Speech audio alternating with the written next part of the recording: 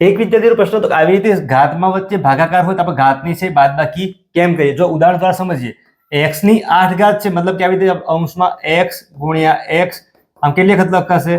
8 વખત લખાશે. 3 4 5 6 7 આગળ કરી દઈએ એટલે ટોટલ થઈ ગયા 8. ભાગાકાર છે, છેદ બનાવી દો. x ની કેટલી ઘાત છે? 2 ઘાત છે, તો x ગુણ્યા x. એક અહીંયા છે, કટ થઈ ગયા. બાકી કેટલા બચ્યા છે? 6.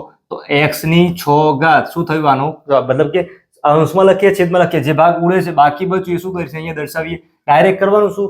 બંનેમાં આધાર જોવાનો સરખો છે, ઘાતની ડાયરેક્ટ બાદબાકી કરી દો. 8 - 2 એટલે કે 6. ગણવાની જરૂરત છે નથી. આવી રીતે છે તો 6 x ની 4 ઘાત છે, 6 ગુણ્યા આવી રીતે લખી દો 4 વખત x, છેદની અંદર 2 ગુણ્યા x છે. આવી રીતે એક x અહીંયા કટ થઈ ગયું છે. કેટલા વધે છે? જો 1 2 3, x ની 3 ઘાત.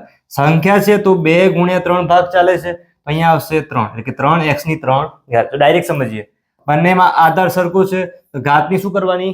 બાદબાકી. અહીંયા x ની એક જ ઘાત છે, 4 - 1 એટલે કે 3 મળી ગયા. સંખ્યા છે 6 ભાગ્યા 2 કરીએ એટલે મળશે 3 એટલે કે 3x ની 3 ઘાત. એવી જ રીતે આના માટે જાતે પ્રયત્ન કરો. જવાબ છે કમેન્ટમાં જણાવજો.